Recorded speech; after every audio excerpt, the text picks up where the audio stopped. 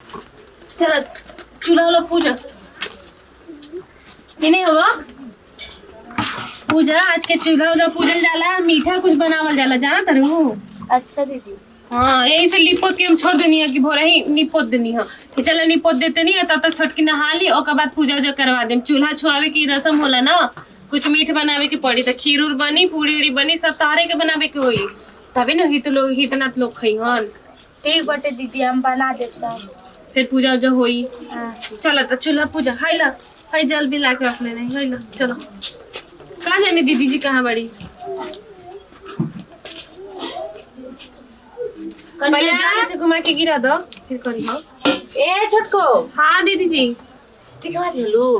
टिकवावा तनी आ कोनी है ना कि यही लगे हाथ नु कलो के पूजा उजा कुल करवा दिया, छुआवा हुआ दिया। अब पहले पारी थोड़ी ना छुआवावल जाई। हाँ हाँ अब एक ही चीज में रोज रोज थोड़ी ना हो। आ सात जगह टिकी हो। हाँ। ठीक ना? ठीक बा। छू छली हन माला अपन हाथवा कुछ मोर मिठाई हाँ दीदी कभी नहीं और हम हमनी के बार बाजार पे चल जाए तो अपन घर में खाना ना बना के हुआ खिए। जीजी दूधा के बैठल बाड़ी की जो बोले कोनिया के हाथे ना कुछ खाई टाइम ना। हां बुआ जी के जानते वाली हम तो इसे कोनी हां के बार चूल्हा छुआ बोल दीदी। किराज ना का छुआ ही के बोल याद बाटे दीदी जब हम आई रही तो खीर में कितना गोल लागला? रहे।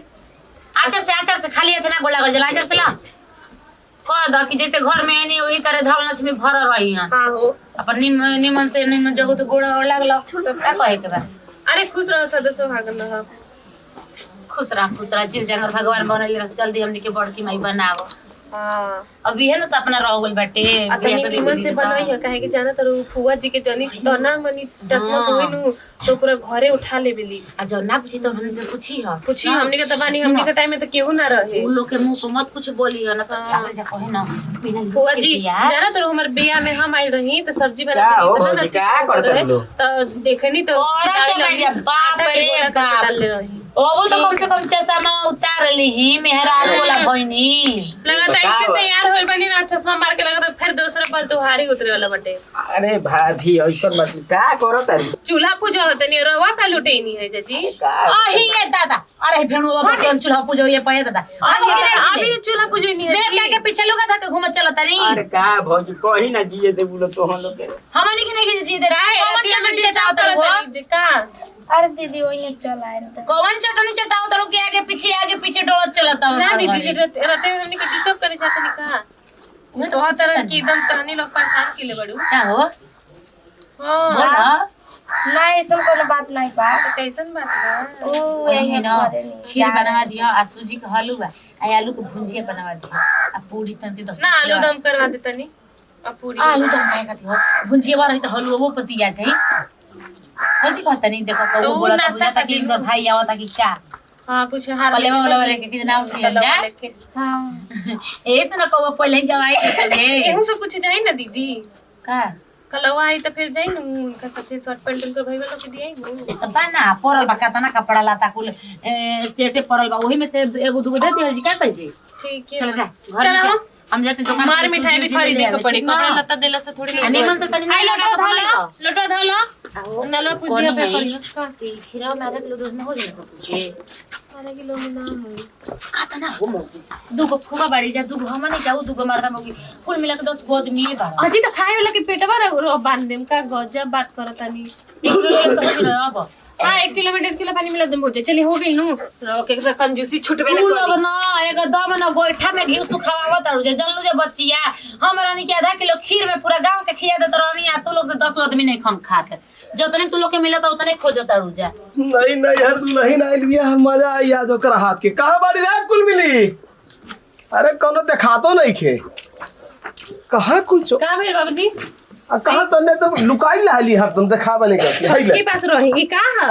नहीं जो छोटकी से मीट बनवा लेके आइल बानी नाथी ताइल बाड़ा अरे पगला गेल बनी का बाबूजी ना पकड़ गिरा था पकड़ मुकड़ा जानते बनी के चौठारी ह तो चूल्हा वाला पूजाइल ह पूजा जब भइला त हित रात के मीठा चीज खिलावे के चाहिए ना चूल्हा पूजा भइल ह ओकर मीठा बनावे के ह कि सब मांस मदिरा कोई खाई कुछ ना आज हम अपना नौकी पतोह के हाथे मीट खा के देखब कैसन हां बना रवा के ताजे पेट में आग लगल है ना जब हित ना तो लोग चल जियन तब ना खा सकतनी अभी खाए के जरूरी है हीते नाथ के तो खियावे के बारे काहे वो लोग कहलन अनाउंसमेंट केलन हां ना ना मिसे मत खाई ओकनी के पता चले के चाहिए हमार पतो कितना बढ़िया बनावेली। अरे बाबूजी रो बड़ी एकदम अत कर देनी है खर्चा उतना होला खर्चा बियाह शादी में जी का 10 किलो मुर्गा लेके एगो तू ही तो निमन बाड़ू ले जा बनवावा छोटकी से। मुर्गा पागल लागल बन का जी दिमागे में सठिया गुल बनी पूरे 60 गेल बड़नी सही लोग कहेला ना कि जो उम्र ढलेला तस दिमाग बैठल जाला। मने अब हम लइका हो गइल बानी तनन के आगे रे आपके खिया दादा तारी ये बाबूजी आज पहिला ओकर रसोई है जी यही बेर चूल्हा पूजन कइले है यही बेर गुल मीट मछली के आंगन में रखतनी। हां तो आज हमारा घर से नया रिवाज चालू होखी देख ली हम बना देते लेकिन ओकर हाथ ना बनवा ना ना हम ओकरा हाथे खाए देखब और पूरा रिश्तेदारन के देखाब कि हमार नईकी बहुरिया दिखावे के कितना बाद ना बढ़िया खावे के। बनावेली। हां हमरो मन के इच्छा बा बच्चा ले जा का बाबूजी रो पगला बन जे सुनी से हु कहि ना कि देखो ना इनी के नाश क के रखल रहते सन घर आंगन के। अरे दूसर के कहा तो सुना तो जाए जोन हम कहता तू नहीं आज देख लो तो कैसे नाक धुनेली तो वो ये समझिए ना अपन बहन ले ना बनैबी। अरे दीदी जी रहे दी बाबूजी के मत समझाई ई बनवाई के मानी हो 10-15 दिन के बाद में ओकर से जौन मर्जी तौन बनवा के खात पियत रहब अपन। 10-15 दिन में कौन रिश्तेदार रहे वाला बाड़न रे हैं? रिश्तेदार के जरूरी बाकी में हाँ हमके ये तो देखावे एक बा कि हमार पतोहिया का बनैले बिया का खैले बिया कितना बढ़िया बढ़िया बनावली खाली। तो कितना लाई नहीं है लगा था 10-20 किलो से ऊपर होई ना 17 किलो बा 17 किलो बा इतना 34-35 हम ना लोग रहे बा। बजरिया में ठीक बात जाते दे देबे ओकरा के ले चल पता बनावत हो कि ना बनावत हो। तू ही तो एकदम बढ़िया पतो चुप है रही बाबूजी आ तू तो एकदम खत्म बाटे। हाँ बढ़िया रही है ना पैसा को समझे में ना आवेला कि पैसा कैसे बचावे के चाहिए का करे के चाहिए। आज हमारे रिश्तेदार लोगन के पता चल जाई हमार नौकी बहुरिया कितना निम्न खाना बनावेली हम चाड़ के खा। हरी गुलाब जोही सन खिलल बा हेने आ कटब का हमरा के अब तो मारल गुलो हमरा के छोड़ अब तो शादी हो गई तारा मर्द लाज नहीं खेला घर साल नहीं तब तोहर बियाह होगा तो हम तोहर बाप ना रहली रे बाप ना बदल गईली रे। ए मर्द क्या हो करे का बाद तू छोड़ेगा ना हमरा के मर्द हे बेटा सुन बोला आज तो बड़ी बढ़िया प्लान बनैली है रे। कैसन पालन बोला 17 किलो मुर्गा लैली है पूरा नात हित जितना बाण है सब के नौकी बहुरिया के आधे बना के खियावे के बा। हाँ, तू नहीं मन लिया ये धल ना लिया देनी हमारे नाम होखी ना। हाँ, पूरा झकझोरन के नाव एकदम गांव में बिकाला कि पतो लावेला छटुआ देखती सर कियो छटुआ ले आईनी छठुआ हैं। अरे मर्द छठुआ तू काहे कहता मर्द तू तो हद तू कोनो बतिया नु बतियावे नु मारे छठुआ बिया हुआ हमार मेहरा छटुआ मतलब सार सौगे में एगो लड़की होली मतलब सुन्नर अच्छा तू है बेटा बोला है। अरे अब त जे तो तार दोनों भाई हमके दादा बना देले तो तरफ तू एक छोट के लड़का रही तो तनी हमरो मन बहल रही खेलाइल करब मर्द ये कुल के फेरा बेगता ही पड़ गेल भैया के लड़का नहीं खस तब बड़ा हो गइल बा ना कोरम नहीं खे आवत। ए मर्द तू हद तहारा से हमरा बतेबा अरे सर कौन गलत बात बोलते हरी की जलवाई रिसिया के चल गई। अरे बाप रे बाप का करी त इतना चिकन ला देले बा ना पूरा ना कि हम बनाते ना थक गइल बानी। अब मनो लाल चता खा ले ये पिसका तनी बनिया आ खिसियात रखो ना। अरे बाप रे बाप सुगंध तो ऐसा नहीं आवता कि बुझाता कि लार पानी मंती टपकता हो। सही मम्मी जी देखा तनी का डोलले बड़ू आ मम्मी नाही हो दीदी हनी दीदी का डोललू हो गरम मसाला डलनी आई चिकन हल्दी डलनी आई इतना बढ़िया बनाइले बानी। जनलू हाँ। हम यही कुछ चीज डाली ना तो वो निक ना बनेला हो। आज तक देखा तनी कोना बकिना आवे बाजी सबके का भाई खाली तब सुना ना हमरा के लेग पीस दी है ना, हम तार से अकेले में कह देता नहीं लेग पीस दी है, बड़ी हमरा उहे मन करेला खाए। आइए वाला लेग पीस दे बाबू हाँ, उहे वाला दिया अभी ना जब खाए बैठन तो आ सुन न, हमारे वो कहे के आइडिया हम तारे बता देता है। ना के मतलब हाँ होखेला कतनो ना ना कहम नु तब वो डाला तो डाला दे जब कह के बस कनिया तब तो जान है कि अब दीदी के अब ना चाहिए। अच्छा ठीक जब ना ठीक बा ठीक। अरे बनल कि ना बनल? अरे दिन बनता मुर्गवा तड़को कतर निक बनले हाँ हुए कुछ बहुत नीमन आवता।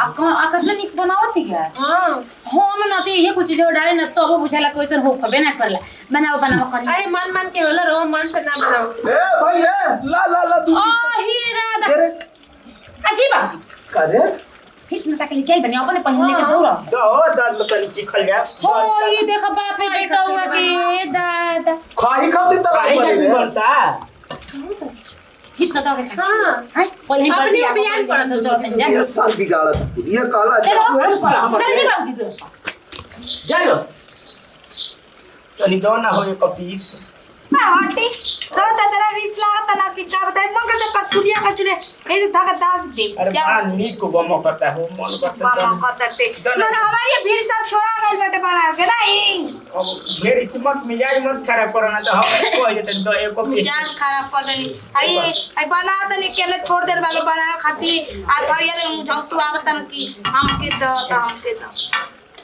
ना देबू को दे का खाई बैठे अबे तो के आई मुंह कर चुलिया चलते ना डाल देनी ना तो खाइया का कहलते ई जान जाइए काहे ऐसे बोला अपना मर्द के ऐसे बोलबू बता ना ना शादी भइल बता रहा था बुझाए कि चाहिए एक पीस दे दी ओने कोइला दो दे लो आहिरी धनी लो जलते गिरा दिया था अपन आहिरी ले और दो करे जा इतना ही दे हल करो ये कदम हमें घर में उस्ता है पानी देखना तो बनाते सब हमारे ऊपर छोड़ देता लोग झोसाला ले चल गई ना करते जरता कराही तेला डाल रजऊ जरता कराही तेला डाल रजऊ आव मुर्गा बनाव तनी खोल रजऊ आव मुर्गा बनाव तनी काल रजऊ कहाँ चाहिए मुर्गी एक बार खाइब त मन ही कभारी अरे तो हो तुझे रात खाइब त जियरा हारी ये करे जे और तो ना एक पीस खा गुनी हां अरे कितना खादन जी अरे का हो दे रवा तो बुझा खा खा पेट में झाड़ा ले लो पैसा सब देबू अब कौन गइल अब नाती खिया बाटे ना भी नहीं एगो मुंह बाटे और पी जाए हम